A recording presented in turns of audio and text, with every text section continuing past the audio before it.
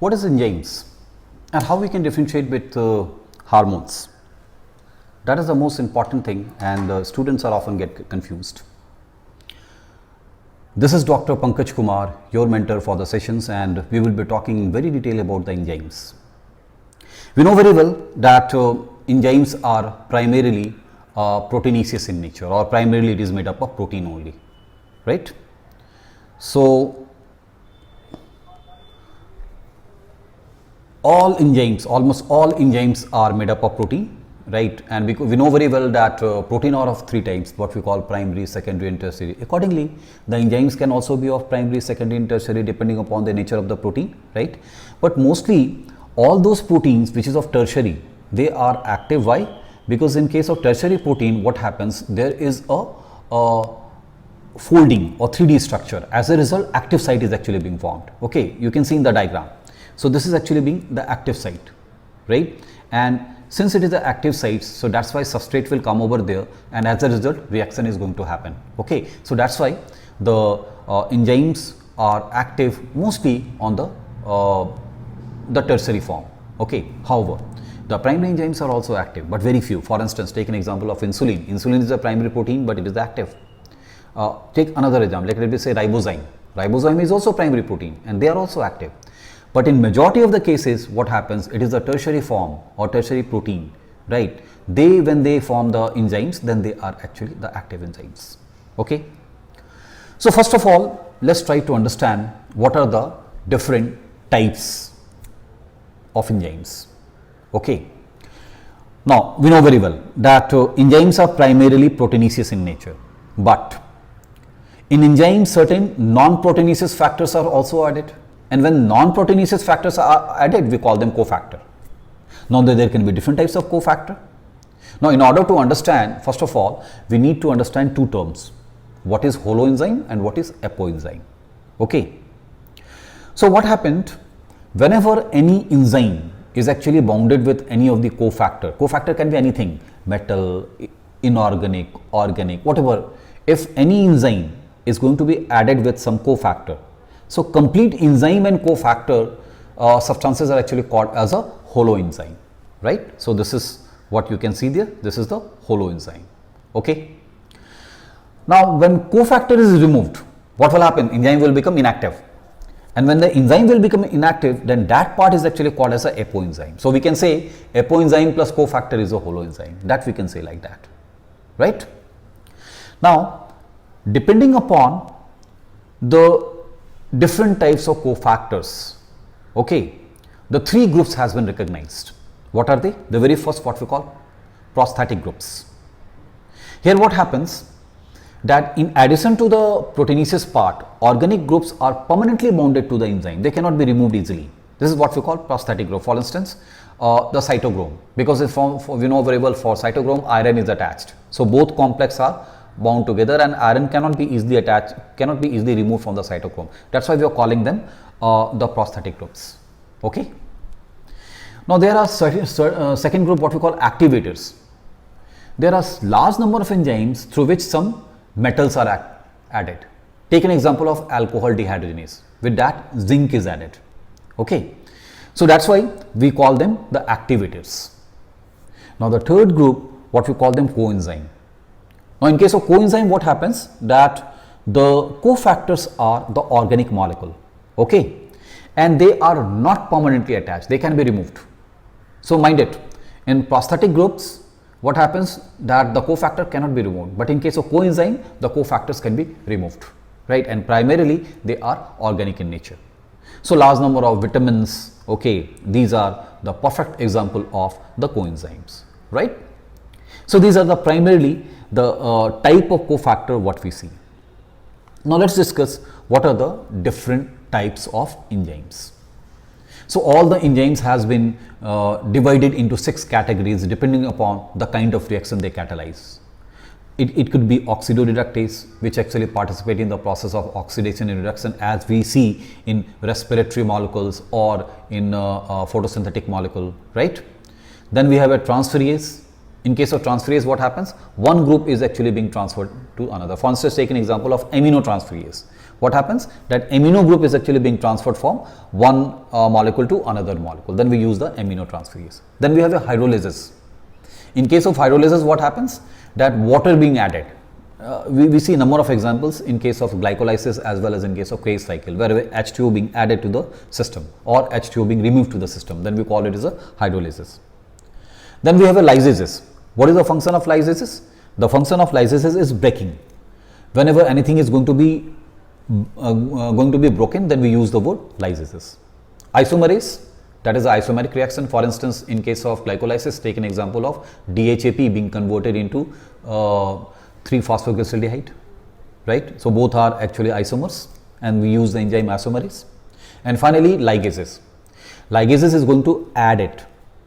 The phosphodiester bond that is going to be formed during the DNA synthesis, it is the ligases that catalyze the entire reaction because they add the things, then we call them the ligases.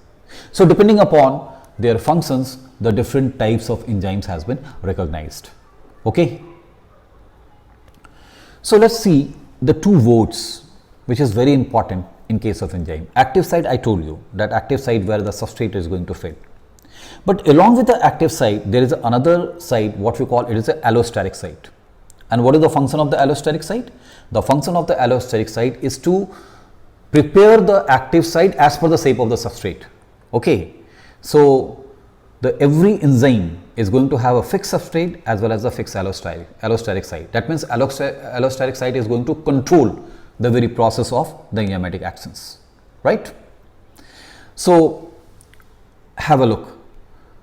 So if the allosteric site is there, then what we see that substrate fits into the active sites.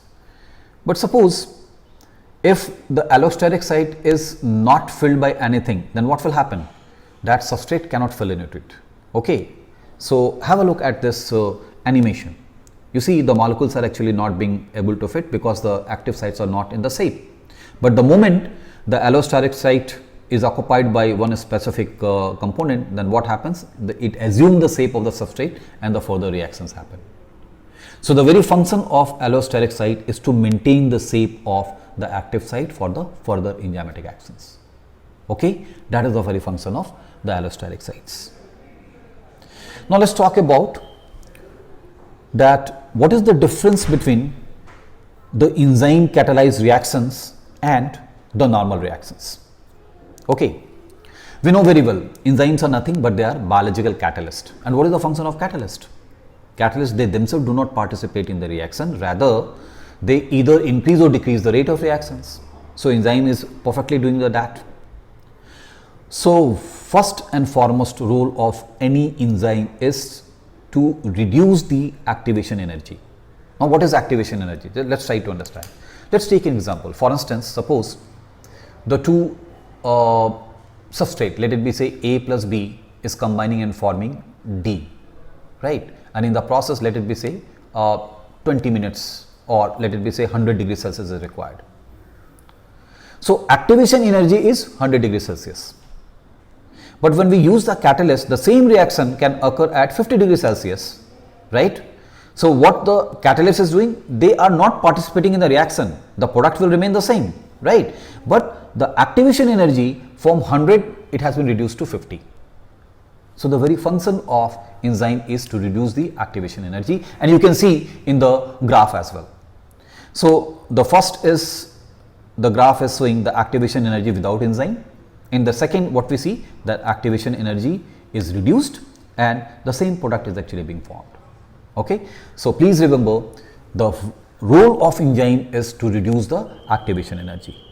Okay, and enzyme speed up the reaction by lowering the activation energy. Okay. The moment we talk about enzyme kinematics, we need to keep three things very clear in our mind. Enzymes do not change the equilibrium constant of a reaction. I repeat, enzymes do not change the equilibrium constant for any reaction. Okay, because you see, equilibrium depends only on the difference in the energy level between substrate and the product. So that's why they do not change the equilibrium constant. Okay. Second, enzyme do not change the free energy for any reactions. Enzyme only lowers the activation energy. They do not change the free energy of either reactant or product. So the free energy remains the same. And the last, it do not convert non-spontaneous reaction into spontaneous and vice versa. So these are three things what you have to keep in mind as far as enzyme kinematics is concerned, right? Let's talk about the enzyme mechanism. So the two mechanisms are very popular. One what we call lock and key theory, and second what we call induced fit theory. Now in case of lock and key theory, what we see that it assumes that active sites are very rigid in shape, and substrate act as a key and enzyme act as a lock. So you can see there. So here this is the enzyme, so it is acting as a lock. So since lock is going to be opened by only a specific key, so here the substrate are going to act as a key. So when it acts into a lock, then the products are being formed. So this is a lock and key, but the drawback of this particular theory was that it is talking about enzyme being very rigid as far as the active shape or active site is concerned. Lock and key is not the accepted model. So the accepted model is the induced fit theory. Now what is induced fit theory? Induced fit theory is saying that active site is not a rigid. Okay, rather when the enzymes comes in association with a proper substrate, then it assumes the shape, or the enzyme in association with allosteric sites can also assume the shape. Okay, so in fact enzyme induce, in fact substrate induce the shape formation within the enzyme. Okay, as you can see in the diagram. So that is a substrate. So when it comes in contact with the enzyme, then what happens, that the enzyme assume the shape of the substrate, the active sites, and finally the product is formed. So induced fit theory is the most accepted theory as far as the enzyme is concerned, right? Now we will talk about Michaelis-Menten equations.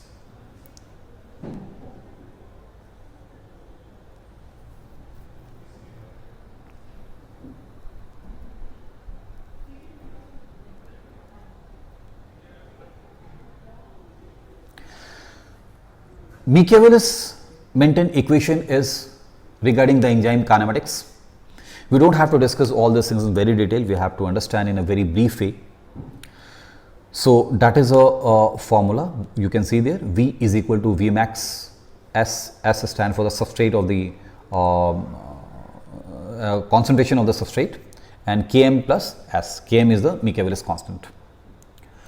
So at all concentration of substrate, the saturation, the rate of reaction can be given by the Michaelis-Menten equation, and that is the equation right now I told you. So what is Michaelis-Menten constant? It is defined as the concentration at which the rate of enzyme reaction is half V max. Okay, so the concentration at which half the rate of reaction is half, then that is actually called as the Michaelis constant. So it shows affinity or binding of enzyme with the substrate. So the two things what we have to keep in mind. Suppose if there is a high Km value or high Michaelis constant value. So high Michaelis constant value signify that there is a loose bonding or loose binding between substrate and the reactants. But if it is a low Km value, then it is a tight binding. So these are two things what we will keep in mind, and accordingly we will try to understand that how we can apply it. So for this we will see the very concept of competitive inhibition. Now what is competitive inhibition? In case of competitive inhibition, what happens that the active site is being occupied by the another substrate which is very much similar in shape of the substrate which is actually supposed to be fitting over there. This is what we call the competitive inhibition. So that particular active site is actually being competed between the two molecules of the similar shape. Okay, so have a look at the animation.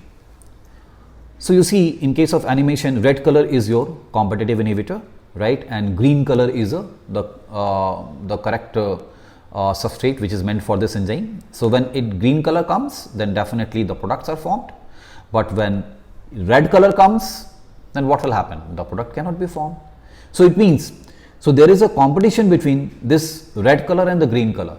If the red color is more, naturally the rate of reaction will not happen. And if green color is more, so definitely the rate of reaction to some extent will happen, or we can say there is a competition between this green color and red color for this active site, and this is what we call competitive inhibition. Okay.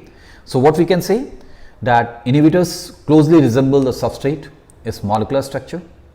It compete with the substrate for the binding site, right? And the most important thing is that here the Vmax remain unchanged. Please remember, here Vmax remain unchanged and the rate of reaction remains unchanged. But Km value increases. If Km value increases, that means the loose binding. Earlier we have discussed. So here Km value increases. So in case of competitive inhibition, Km value increases, Vmax remains unchanged. That is the things what you have to keep in your mind. Now let's talk about the last thing, and that is non-competitive inhibitors. So in case of non-competitive inhibitors, what happens, that it is actually being regulated through the allosteric sites. Okay. So what happens, normally you see the product is being formed, as you can see there, right? But suppose if the allosteric site is being occupied by some unwanted things, and that naturally the active site will not remain in the site, so the product cannot be formed. Okay. So here the allosteric sites and the products are not competing with each other, but eventually the products are not being formed. So that's why we are calling them the non-competitive inhibitors. Okay. So what happens here, inhibitors binds to the allosteric sites, enzyme shape is going to be distorted, right? And as a result, the entire thing is not going to happen. So here what we see, that Vmax decreases, right? But Km value remains unchanged. Why? Because there is no effect on the active sites. Active sites remains as it was, because the active site has actually not been competed. Okay. So that's why the Km value remains unchanged, but the Vmax is going to decrease.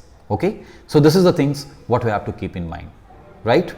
Even in the graph you can see there that in case of non-competitive inhibitors, what happens, the Vmax is going to decrease, right? But the Km value remains unchanged. But in case of competitive inhibition, what happens, that the Km value is going to increase and the Vmax remains unchanged. Okay. So that's all as far as the entire enzyme is concerned. We don't have to discuss anything more. Hope all of you have understood the very concept of enzymes, right? Thank you.